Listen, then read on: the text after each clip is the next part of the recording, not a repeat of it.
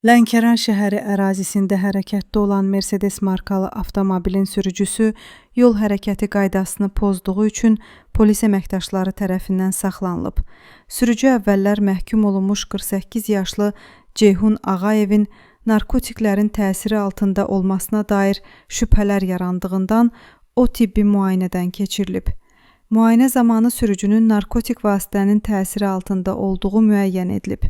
Nəqliyyat vasitəsinə baxış zamanı isə avtomobildən əlavə olaraq 1000 ədəd psixotrop tərkibli metadon həbi, narkotik vasitə tiryək və marixuana aşkarlanıb. Araşdırma zamanı Ceyhun Ağayevin əldə etdiyi narkotiklərin satışını təşkil etmək üçün Lənkəran şəhərinə gətirdiyi müəyyən edilib. Faktla bağlı Lənkəran şəhər rayon polis şöbəsində cinayət işi başlanılıb, saxlanılan şəxs barəsində məhkəmənin qərarı ilə həbs qətimkan tədbiri seçilib.